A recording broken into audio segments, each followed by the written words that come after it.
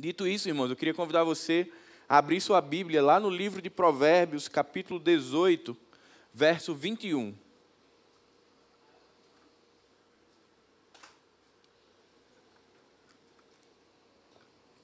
Provérbios 18, verso 21. Hoje nós estamos encerrando a nossa série Conselhos sobre a Vida. Foi um mês muito abençoador. Nós podemos falar sobre sabedoria, sobre trabalho, sobre dinheiro, sobre vícios. E hoje a gente encerra essa série conversando a respeito da nossa língua. Então a ideia era, de fato, trazer uma visão geral dos principais temas de Provérbios, para que a gente possa estar alinhando o nosso coração no início desse ano, submetendo o nosso coração, a nossa vida, as nossas práticas ao Evangelho. Provérbios, capítulo 18, verso 21.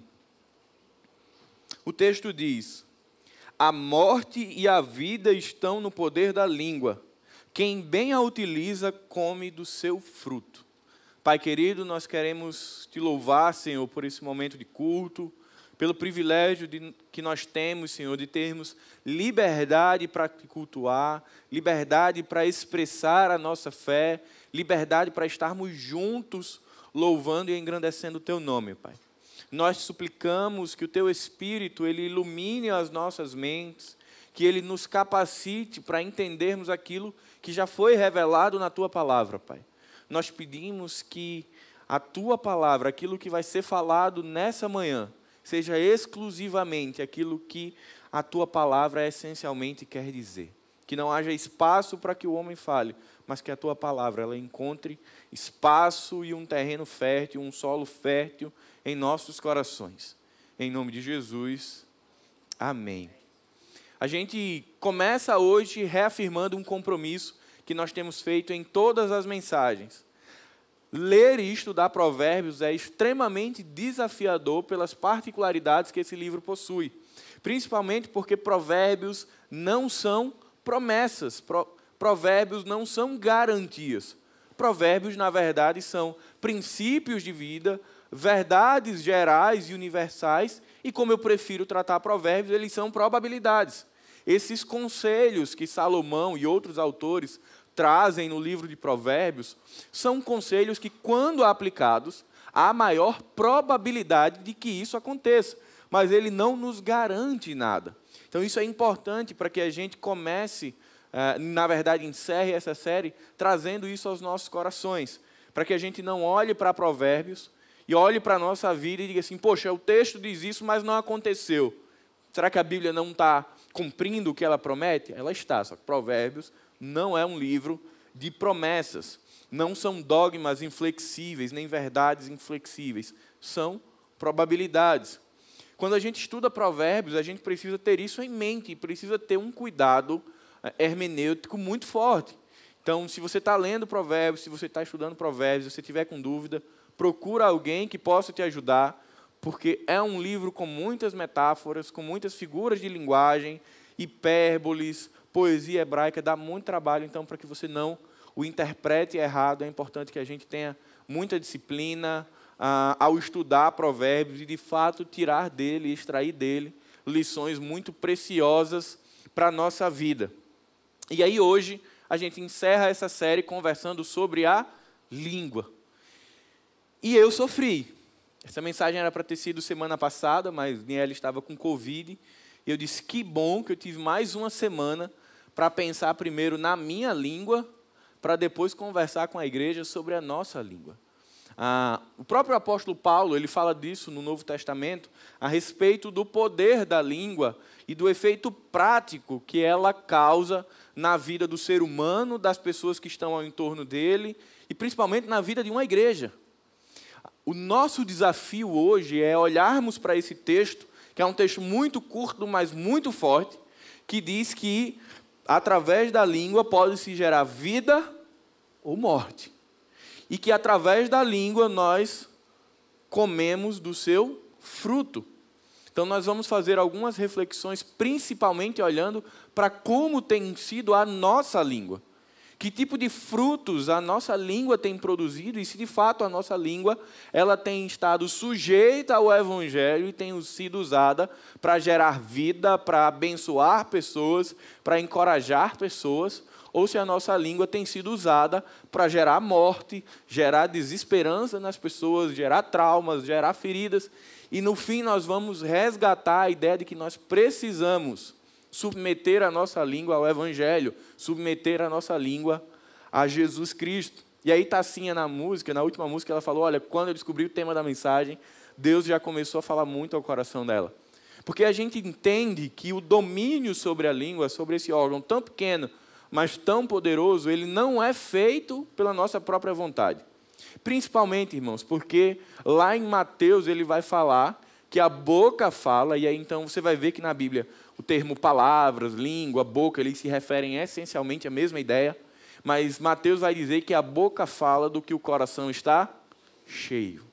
Então, aquilo que a nossa língua tem jogado aí fora, e os frutos que ela tem produzido, essencialmente, dizem respeito ao que está no nosso coração. E por isso que eu achei essa mensagem tão desafiadora, porque é muito mais do que um exame de palavras.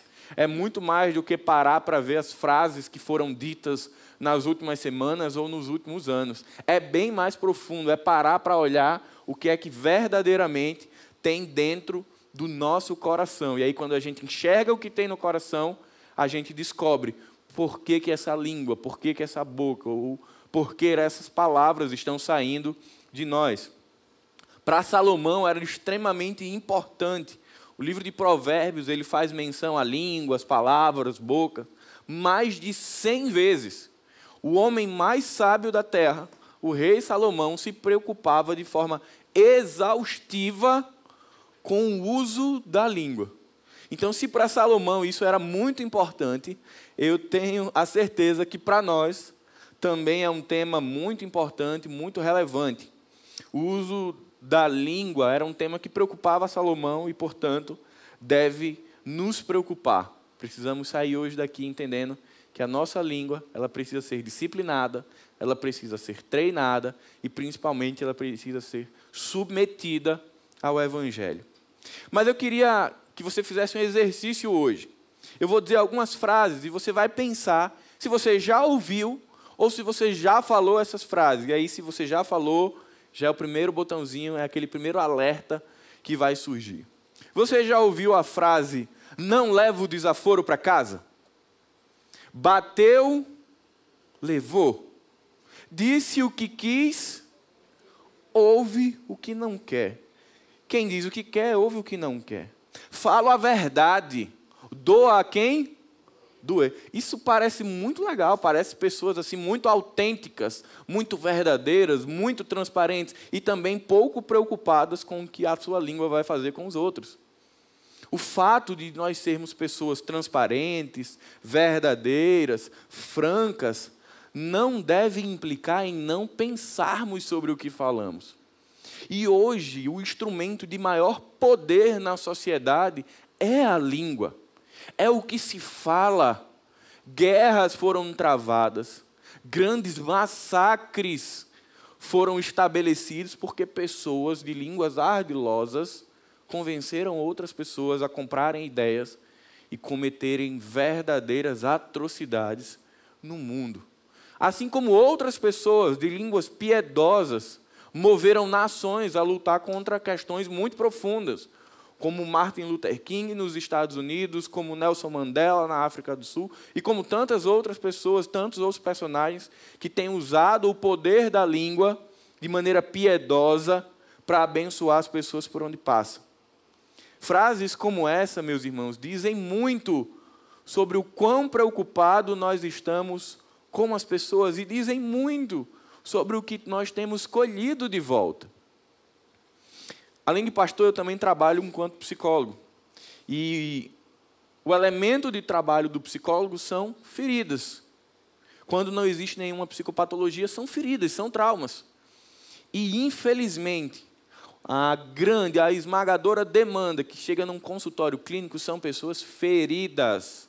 destruídas, e na grande maioria, esmagadora maioria das vezes, são pessoas que foram destruídas por palavras malditas e por palavras malditas. Por coisas que nunca deveriam ter sido ditas. Ou por assuntos que precisavam ser conversados, mas não naquele momento, não naquele lugar e não daquela forma. Então, pensar sobre a língua não é necessariamente a gente sair daqui com a ideia de que, poxa, então eu não posso mais tratar as questões duras da vida, como exortar alguém ou como chamar alguém ao compromisso, com muita diligência, com muita reflexão. A gente vai passar por vários textos de Provérbios onde Salomão ele dá algumas gotas de sabedoria de como usar essa língua. De como Salomão vai dizer, olha, há momentos em que o tolo se torna sábio porque ele refreou a língua e porque ele ficou calado.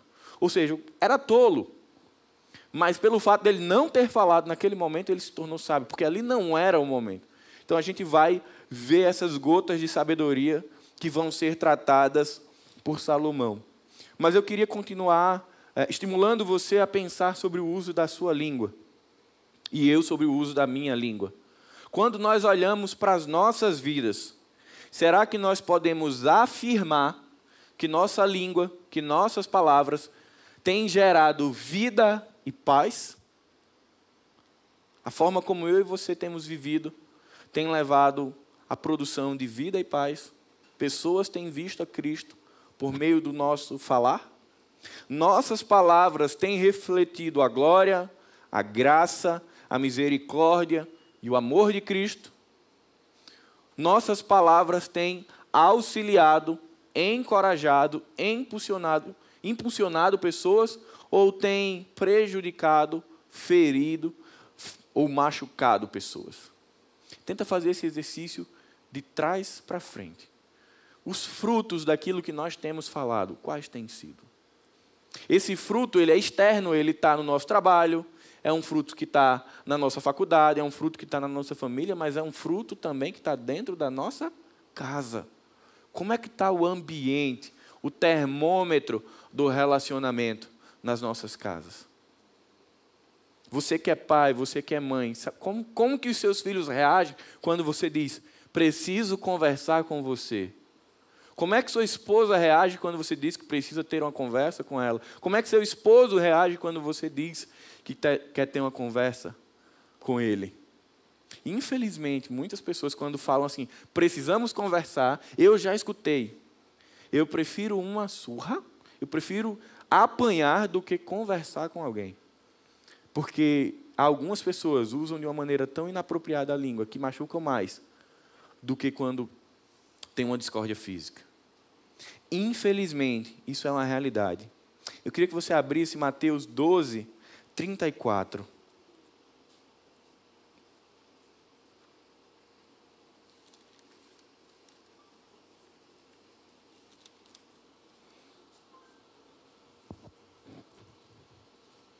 Vamos ler o verso 33 e 34 de Mateus 12. O texto vai dizer, tornem a árvore boa e o seu fruto será bom, ou tornem a árvore má e o seu fruto será mau, porque pelo fruto se conhece a árvore. Raça de víboras, como vocês podem falar coisas boas sendo maus? Porque a boca fala do que o coração está cheio. Do que o nosso coração tem sido alimentado. Do que as nossas vidas têm sido preenchidas. Nós precisamos entender que aquilo que nós temos verbalizado, aquilo que tem sido externado, seja fonte de vida ou fonte de morte, diz respeito ao que está aqui dentro. Então a gente conversa hoje sobre o que está saindo, mas eu queria que você ruminasse na sua vida, pelos próximos dias, pelas próximas semanas, sobre o que é que tem ocupado o seu coração, sobre o que é que tem preenchido o seu coração. Final de dezembro, houve aqui no templo a confraternização dos funcionários da igreja. E o Marcos propôs, eu acho que uma das perguntas era o que é que você quer melhorar, né? Acho que era isso, né, Marcos, para o ano de 2022, é isso. E uma das coisas que eu escrevi lá foi, eu quero ser mais sensível no meu falar. Porque muitas vezes eu sou muito duro com a minha língua. Não é fácil. Até que a gente para olhar algumas consequências do que a gente tem falado e a gente diz, não é fácil, mas eu preciso parar. Eu preciso submeter essa língua ao Evangelho, para que ela seja fonte de vida, para que ela seja uma árvore boa. Não vale a pena se abraçar a essas verdades universais que dizem, seja franco, seja verdadeiro, fale o que vier à cabeça. Geram frutos amargos. Então, se você tem vivido sobre essa ótica, chegou a hora da gente dizer, parou.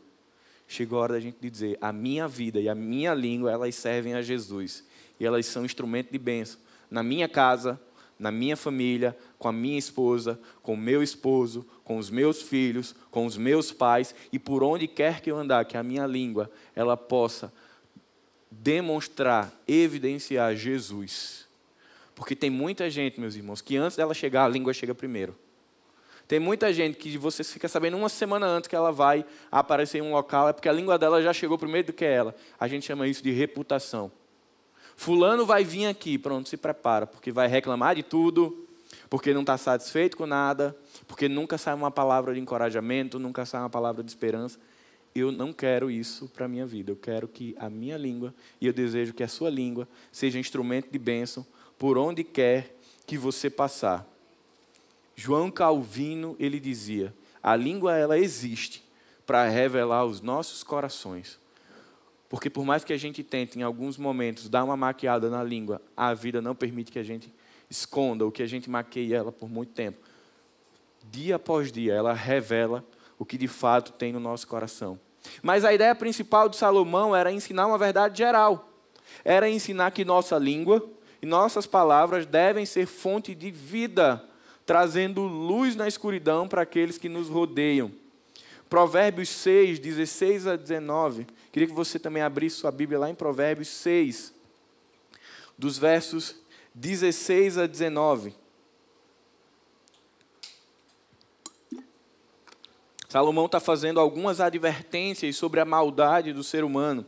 E é muito interessante como ele cita a maldade das 6 vezes, 3 tem relação direta com a nossa língua. Provérbios 6, de 16 a 19. O texto diz, 6 coisas o Senhor Deus odeia, e uma 7ª a sua alma detesta. Olhos cheios de orgulho, língua mentirosa, mãos que derramam sangue inocente, coração que faz planos perversos, pés que se apressam em fazer o mal, testemunha falsa que profere mentiras e o que semeia discórdia entre irmãos. De 6 coisas que Salomão lista, 3 têm relação direta com a língua. Ou seja, na perspectiva de Salomão, de 100% da maldade do homem, 50% vai estar sendo expressa diretamente pela nossa língua. Será que é coincidência que Tiago fale no Novo Testamento que nós sejamos rápidos no ouvir e tardios no falar? Não é coincidência.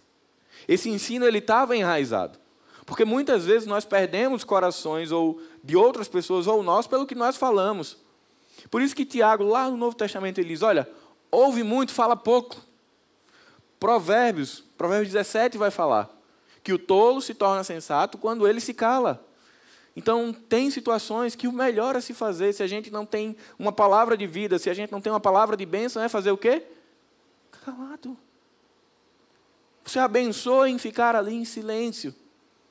Então, eu tenho dito isso para o meu coração, aprende, Paulo, a ficar calado. Eu tenho brincado com o Niele desde o ano passado, que eu preguei no meu guarda-roupa algumas coisas que eu preciso ter cuidado, e eu tenho dito para ela, eu fico repetindo isso na minha cabeça.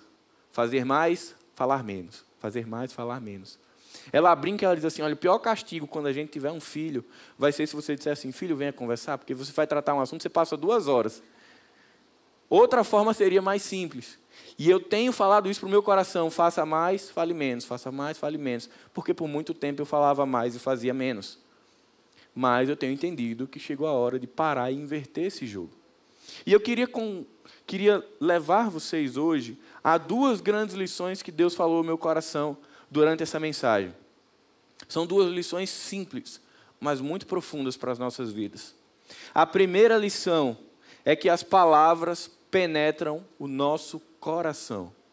Elas penetram os nossos pensamentos, elas penetram os nossos sentimentos e elas alteram os nossos comportamentos.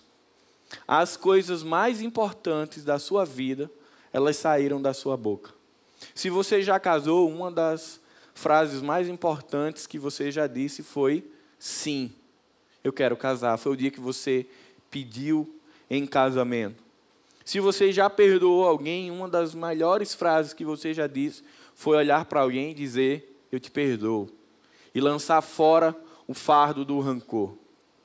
Se você é pai, se você é mãe, talvez uma das coisas mais prazerosas que você diz é quando seu filho está saindo, você diz: filho, Deus te abençoe, Deus seja contigo. Eu lembro quando eu estava em casa, meus pais diziam isso, quando eu estava saindo de casa. Por outro lado, essa mesma boca que profere vida, paz, esperança, é a mesma que diz frases que nunca deveriam ser ditas. Como: eu te odeio, eu não queria você na minha casa, eu me arrependo de estar com você, você não vale nada, e tantas outras coisas que, essencialmente, em momentos de estresse são ditas. Como pode, né? Um mesmo instrumento dar vida e matar ao mesmo tempo. Nós somos responsáveis por tudo aquilo que sai da nossa boca. Memórias afetivas são criadas a partir de palavras. Sejam boas memórias ou más memórias. Pensamentos, eles são forjados por aquilo que as pessoas vão dizendo, por aquilo que vai sendo incutido. Muitas famílias, infelizmente, elas crescem e desenvolvem com um DNA de geração por geração, onde cada um fere o outro. Quer ver como isso é uma verdade? Como no senso comum se faz uma crítica ao Natal, dizendo: não, no Natal é perfeito, porque todo mundo ali fala coisas boas, né? Deus te abençoe, que você tenha... Mas e o resto do ano? Eu não estou querendo falar do Natal, eu estou querendo falar das línguas. Parece que a língua ela só é utilizada para o bem em momentos circunstanciais do ano. Mas nós devemos submeter a língua o tempo inteiro. A nossa língua precisa ter um propósito de edificar pessoas o tempo inteiro. O DNA da nossa vida, o DNA das nossas famílias, ele precisa passar por uma língua que gera vida. Se você já tem esse DNA na sua família, se você é alguém que já consegue gerir, domar a sua língua e usá-la para o bem, meu irmão, que bênção! Quão extraordinário certamente a sua vida tem sido para quem está perto de você. Se assim como eu, você ainda tem lutado para tornar essa língua uma língua que essencialmente edifica vidas, a gente tem um desafio longo, mas a gente, como Tassinha falou, a gente pode em Cristo. Por nós mesmos nós não conseguimos. A língua ela tem poder de penetrar os nossos pensamentos. Eu queria que você abrisse Provérbios 10, 21. Nós vamos passar por muitos textos nessa manhã para conseguir captar essas gotas, esses conselhos que Salomão, de uma maneira muito simples e de uma maneira muito prática, ele traz aos nossos corações. Provérbios 10, 21 e Provérbios 11, 9. Provérbios 10, 21 diz: as palavras dos justos alimentam muitos, mas os insensatos morrem por falta de juízo. Provérbios 11, 9. O ímpio destrói o próximo com o que diz, mas os justos são libertados pelo conhecimento. A ideia de Salomão é falar do poder das palavras como algo extremamente penetrante na mente das pessoas. Você certamente já ouviu o provérbio secular que diz assim: palavras ditas não voltam mais. Aquilo é registrado por quem ouve. Talvez até a gente esqueça de algumas coisas que nós dizemos, sejam elas abençoadoras ou não, mas quem as ouve, as registra. E quando esse registro ele é abençoador, isso é fantástico. Mas quando é um registro que machucou, que feriu aquela pessoa, vai causar tanto desdobramento na vida dela que a gente não faz ideia. Quantas pessoas não se fecham para relacionamentos por feridas que foram causadas por palavras que ouviram? Quantas pessoas não se fecham para a igreja por palavras que ouviram? Quantas pessoas não mudam a sua perspectiva por palavras que foram ditas? O evangelho, ele é transmitido por palavras. Obviamente que não apenas por palavras. E isso é testificado com a nossa vida. Se você voltar lá em Gênesis, não precisa abrir. O poder criador do Senhor é pelo poder da palavra. Ela penetra as nossas mentes e elas constroem aquilo que pensamos. O que é que tem penetrado as nossas mentes? E o que é que nós temos lançado sobre a mente de outras pessoas? Será que a gente vive um contexto de tanto egoísmo, de tanto materialismo, de tanto individualismo, porque isso aconteceu de uma forma inexplicável? Não. Existe uma cosmovisão sendo alimentada no coração e nas mentes das pessoas que vem construindo essa sociedade. Nós temos, enquanto igreja, um papel espiritual e um papel social de lançar sobre essas mentes, de penetrar essas mentes com o evangelho de Jesus Cristo. Aquilo que nós estamos falando está contribuindo para o que a sociedade está criando, para o que a sociedade está vivendo. A palavra, ela forma e transforma o tempo inteiro. Ela forma e transforma a nós e ela forma e transforma o outro.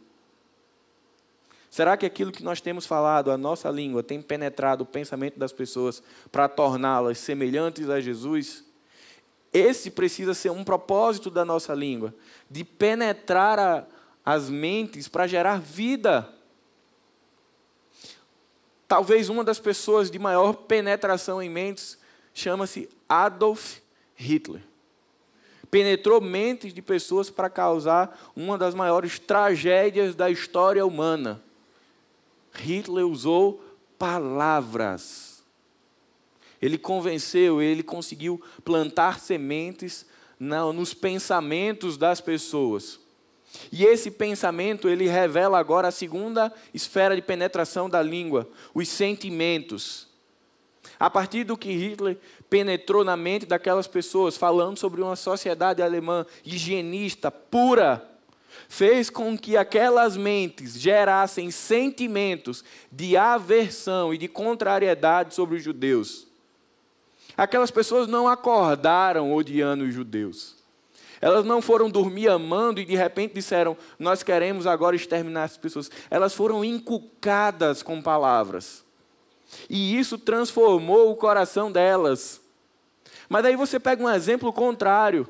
Nelson Mandela, no povo da África do Sul, injetando palavras de edificação, palavras de vida naquela sociedade para trazer o valor do povo negro.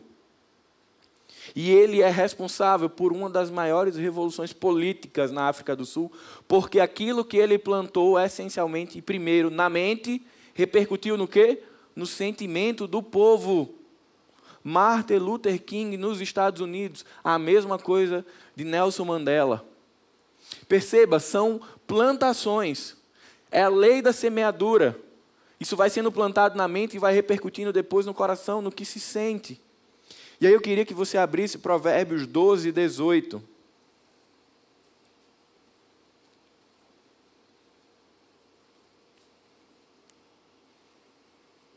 Provérbios 12, 18 diz: palavras precipitadas são como pontas de espadas, mas as palavras dos sábios são remédio.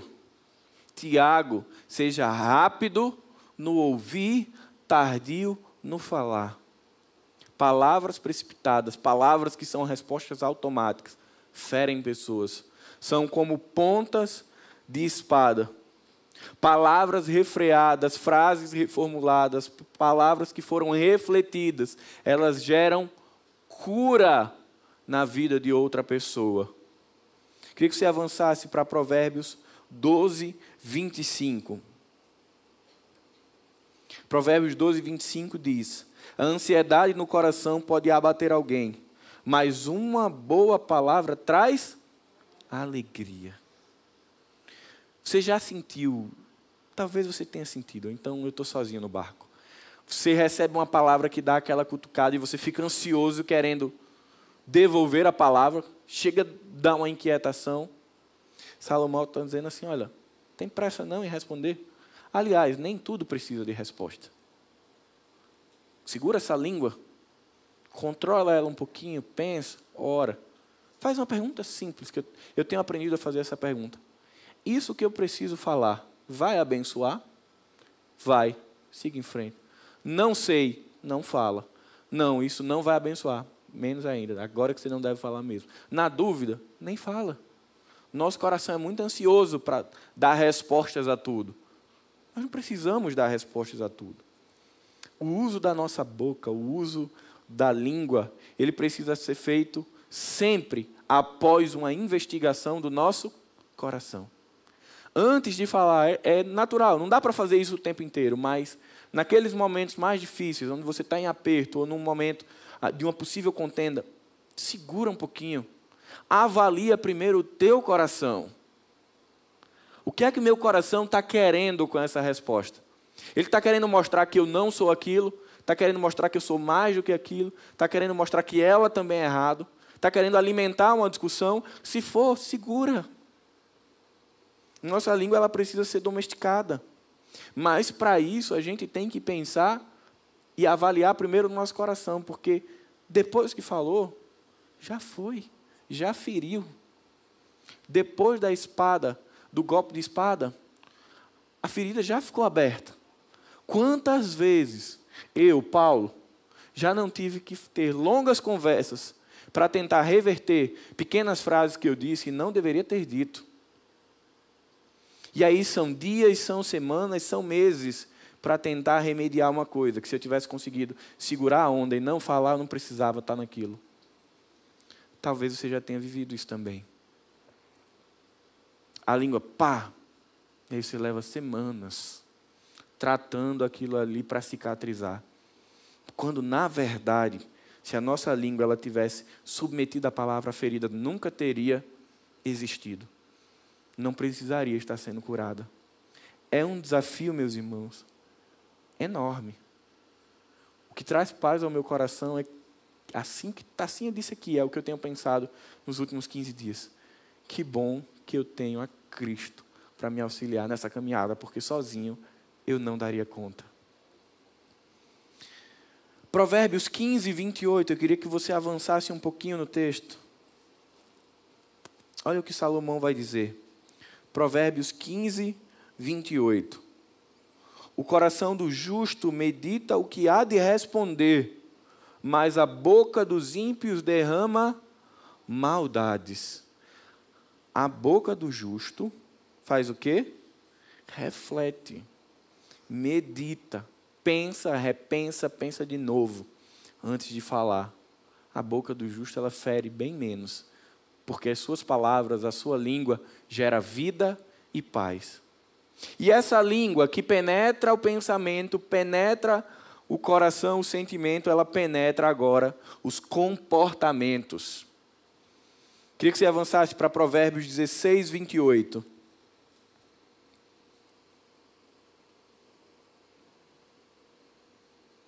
O texto diz: o perverso semeia discórdias, e o difamador separa os maiores amigos. Provérbios 12, 14 também diz: cada um se farta de bem pelo fruto daquilo que diz, e o que suas mãos fizerem, isso receberá de volta. O segundo estágio, ou na verdade o terceiro estágio de penetração da nossa língua, são os comportamentos. Se você penetrou o coração de alguém e penetrou os sentimentos de alguém, por tabela, por consequência natural, você vai alterar comportamentos. Brigas, choques, discussões são feitas porque primeiro elas acontecem aqui.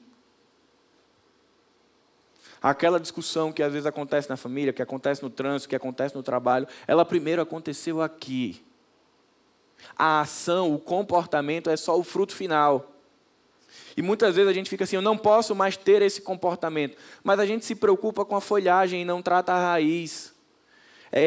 querer se preocupar essencialmente com comportamento é pouco produtivo, irmãos. Porque é como uma árvore que você poda e a folhagem cresce de novo, e você poda e cresce de novo.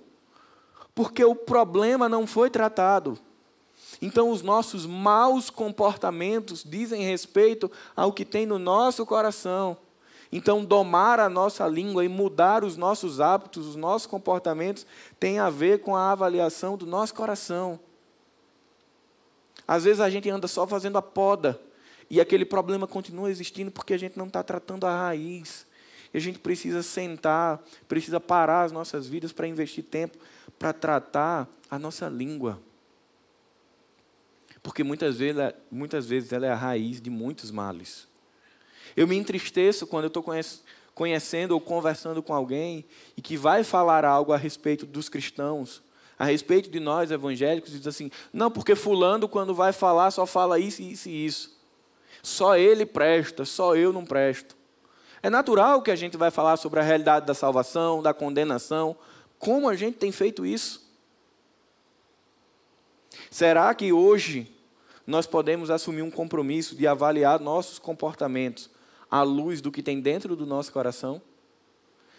Porque, no fim das contas, o comportamento é o que eu estou vendo, é o que você está vendo.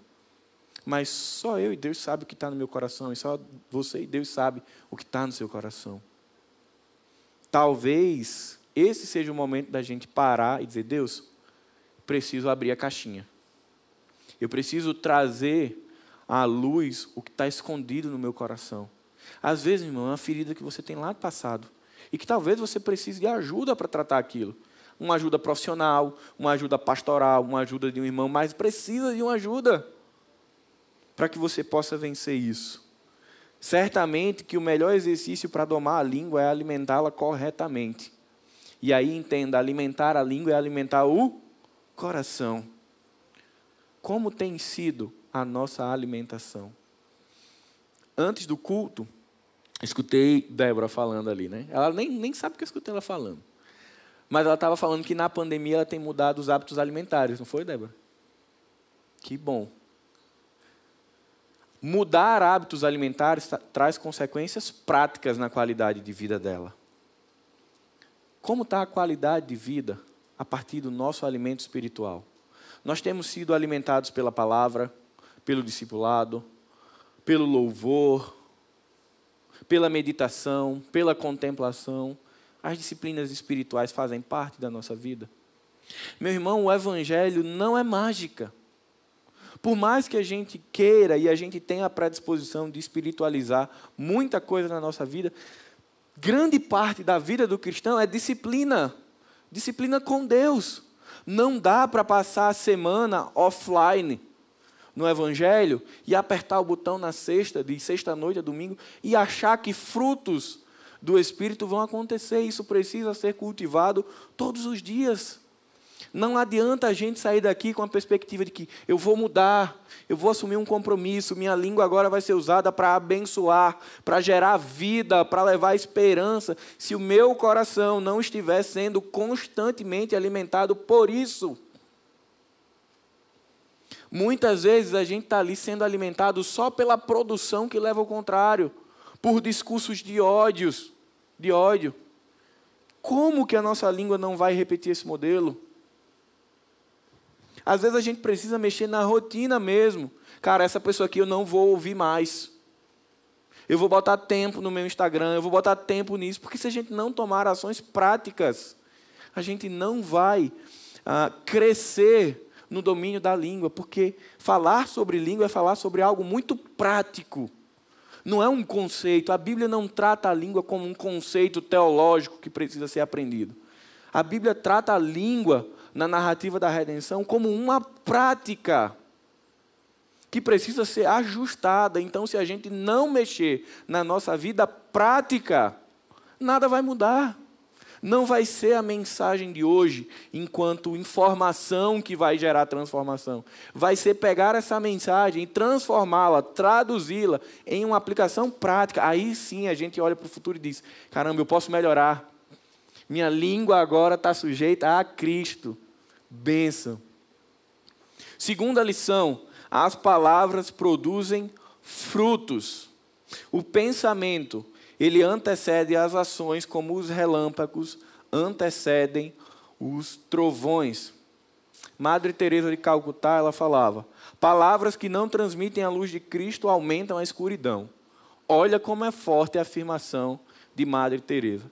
Palavras que não transmitem a luz de Cristo, elas aumentam a escuridão. Eu concordo com ela. Ela também tem a perspectiva de que a língua é a arma mais poderosa do mundo e que ela precisa ser usada para abençoar e para edificar vidas. E aí a gente deve perguntar constantemente ao nosso coração: que frutos nossa língua ela tem produzido? Ela tem abençoado ou ela tem amaldiçoado pessoas? Ela tem gerado relações harmoniosas, cordiosas, respeitosas por onde eu passo? Ou ela tem gerado sempre problemas, confusões e contendas? E o pior, as pessoas que têm uma língua que gera morte, elas muitas vezes estão tão embriagadas no veneno dessa língua que elas não percebem isso, o que é o mais triste. Por onde elas passam, o rastro de morte fica, mas elas não percebem, porque é sempre o outro. É sempre o outro que falou alguma coisa, e aí eu tinha que responder. Porque, enfim, eu não levo desaforo para casa. Porque o ego está muito inflado e diz: eu não passo embaixo para ninguém. Eu não olho de baixo para cima. Meu irmão, não permita que isso penetre o seu pensamento. Permita que a palavra do Senhor penetre o seu casamento. Existem 2 grandes frutos que a nossa língua pode gerar. São frutos abençoadores ou frutos amaldiçoadores. Não acredite que existe meio termo. Não existem palavras que se perdem no tempo e que não causam impactos. Todas causam. Em maior escala ou em menor escala, mas causam. Ou elas geram vida, ou elas geram morte. Salomão, em mais de 100 vezes que ele trata o tema em Provérbios, ele não traz nenhuma probabilidade de palavras que não geram impacto. Nós somos desafiados a ter em nossas bocas palavras piedosas, que promovam restauração, que promovam cura, que promovam transformações de vida. Palavras criativas criam, palavras de amor auxiliam, palavras de encorajamento apoiam, palavras de alívio geram esperança, palavras de amor geram cura. Pensa agora na tua cabeça, olha um pouquinho para o rastro. O que é que tem no rastro de onde eu e você temos passado? O que é que está ficando de legado? Cura, transformação, esperança, amor, misericórdia, alívio? Ou a gente está deixando um rastro diferente? Se você é casado, isso é ainda mais importante. A pandemia ela serviu para colocar a luz sobre muitos relacionamentos e muitos casamentos, que por uma rotina frenética não se percebia os problemas. Mas quando botou dentro de casa e parou, foi uma efusão de problemas.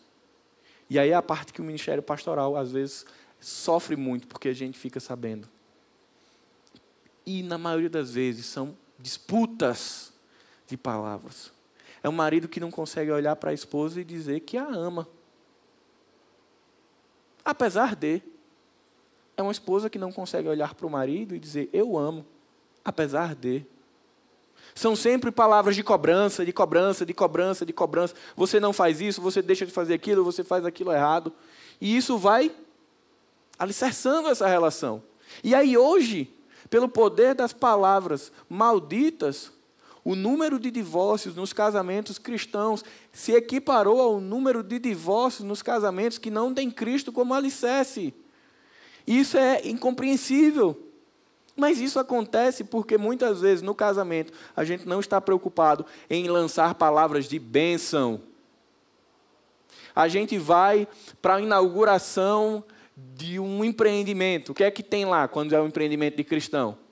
Tem um culto de ação de graças, tem uma palavra de bênção, né? A gente visita alguém, a gente ora com eles, alguém visita a nossa casa, nós oramos com eles. Mas por que isso não faz a prática do dia? De sair para sua esposa que está saindo para trabalhar e dizer, amor, Deus te abençoe, que Ele cuide de você. Sei que você está com medo porque você acha que não vai dar conta, mas olha, eu estou contigo. Deus Ele tem cuidado de nós. Por que é tão difícil, gente? E eu estou falando isso para mim, é para Paulo. Por que é tão difícil a gente parar e falar dessa forma? Por que para mim é tão difícil dizer assim, não, eu vou me preparar para o pior cenário, porque aí se der errado, eu não vou me frustrar. Por que minha boca não está alimentando o meu coração com a esperança viva e eficaz que Jesus produz?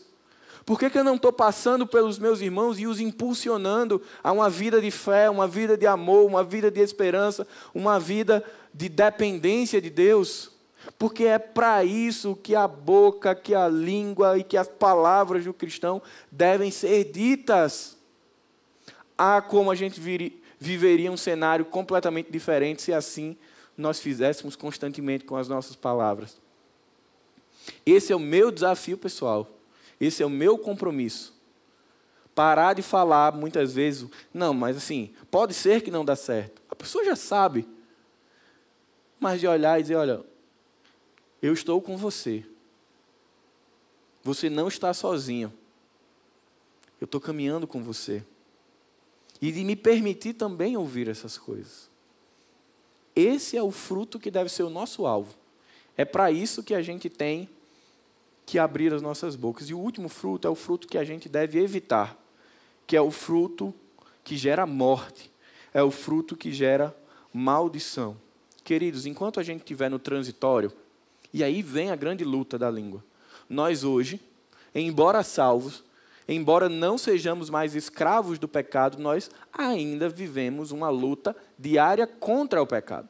Então esse pecado, o tempo inteiro, ele está dizendo, fala isso. Se ele não gostar, se ela não gostar, problema dele, fala. Você tem que falar, está o tempo inteiro aqui. Ó. É a nossa luta. Mas Provérbios 17, 28 diz, até o insensato passa por sábio quando fica calado, de boca fechada até parece inteligente. De maneira prática, a nossa maior luta contra o pecado é a gente silenciar as nossas línguas, pensando nesse tema de hoje. Talvez você ainda esteja naquela caminhada de aprendizado a ter uma boca que abençoa, a ter uma língua que abençoa, a ser aquela pessoa que todo mundo quer ouvir, que ela sabe que vai sentar do lado e ali ela vai sair com uma palavra de esperança e fé. Talvez, assim como eu, você esteja aprendendo isso. Então, quando forem instintivamente no teu coração geradas palavras que não são de vida, mas palavras que geram morte, faz o seguinte, não fala. Segue esse conselho prático de Salomão.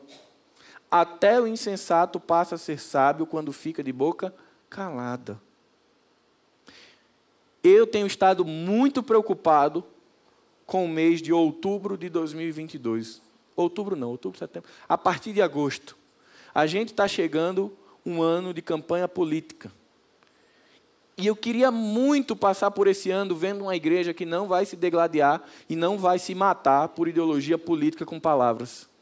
Eu queria muito ter o privilégio, o prazer de viver uma igreja onde não vai estar olhando para qual ideologia política vai assumir o poder, porque ela entende que quem reina e quem governa é Jesus. Eu queria muito vibrar com uma igreja que sim, expressa e vive a sua cidadania, mas que entende que antes de tudo ela é uma cidadã celestial e que ela não vai ferir o seu irmão, não vai ferir a sua irmã porque ela pensa diferente. Eu queria muito que a gente falasse pouco de política, porque a gente não está pronto para falar, não tem maturidade ainda. Na última campanha, meus irmãos, me permitam abrir o coração, pessoas saíram daqui. Isso é triste demais, isso arrebenta o nosso coração. Você pensar que comunhão foi perdida porque palavras que nunca deveriam ter sido ditas foram faladas. Eu estou falando isso janeiro, então, por favor, cuida do teu coração para que você não machuque ninguém. E eu espero que você não seja machucado ninguém por esse tema. Mas hoje é o que mais me preocupa.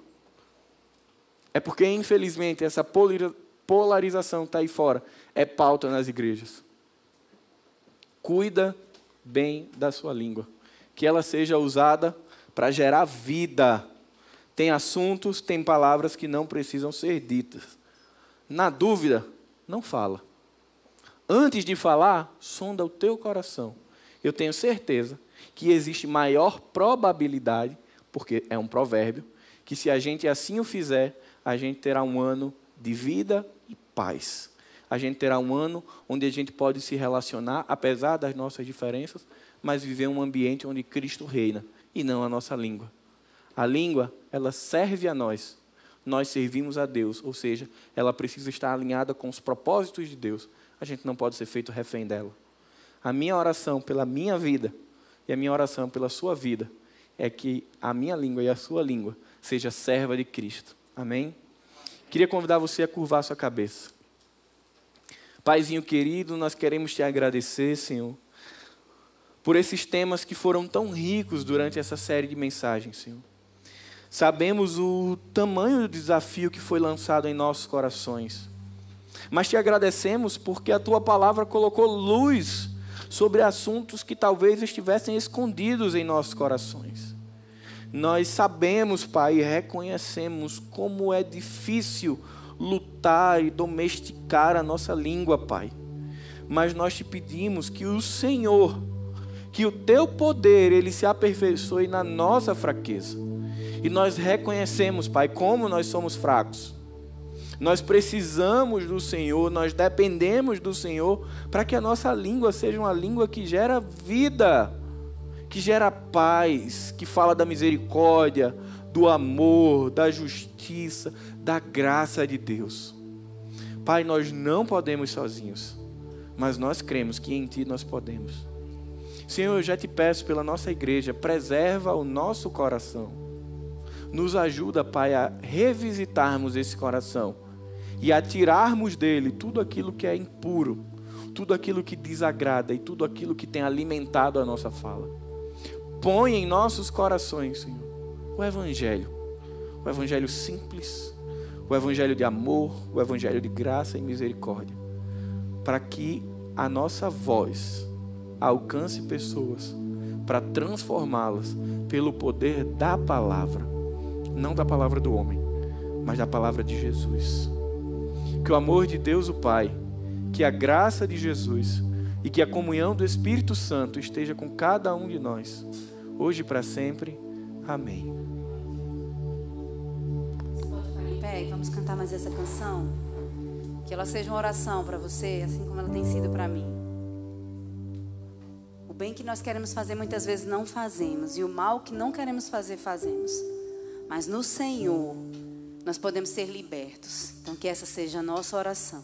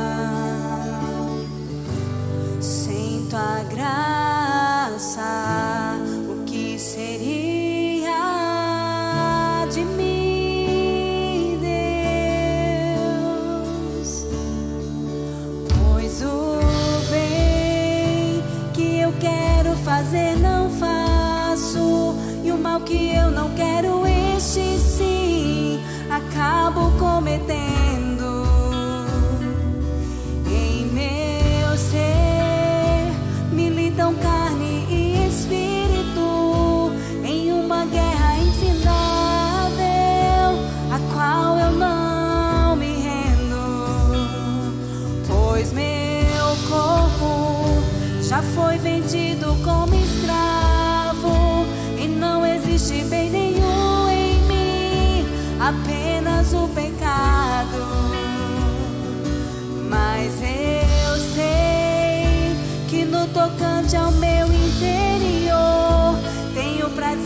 na sua lei. Tu és o meu amado, então liberta-me de mim. Eu quero ser a tua casa. Se você estiver aqui, eu sei, eu venço o pecado. Então enche-me de ti, até que não haja mais espaço. Pois quando estou em tua presença, o meu viver é transformado.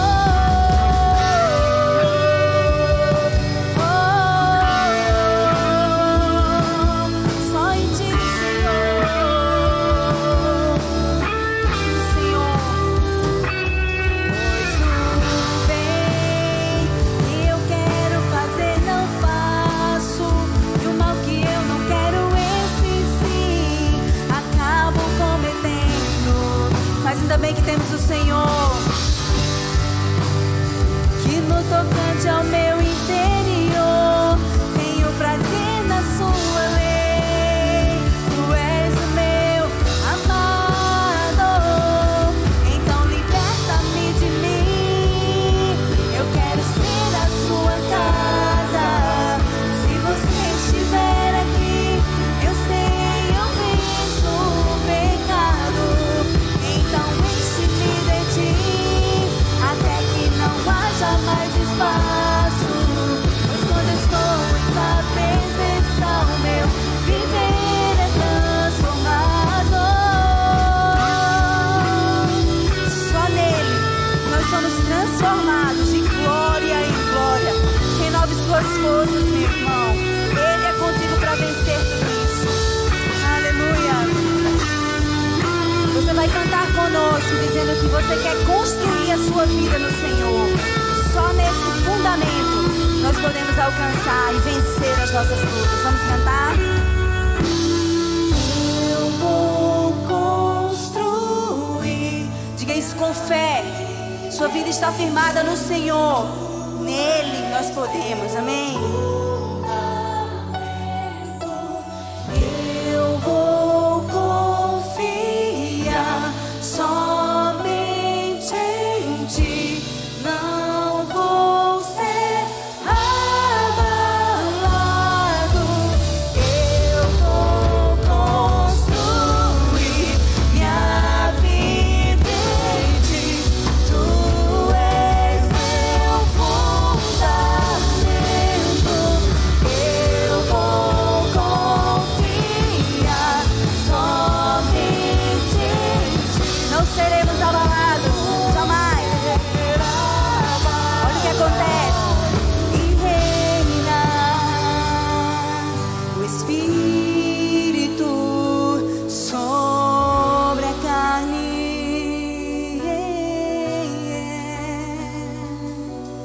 E reina o Espírito sobre a carne. Aplauda o Senhor. Reina o Espírito sobre a carne. Amém? Você está renovado, as esperanças aí para essa semana? O nosso espírito está renovado sobre a nossa carne. Nós podemos no Senhor. Aleluia. Glória a Deus. Vamos em paz, irmãos. Boa semana.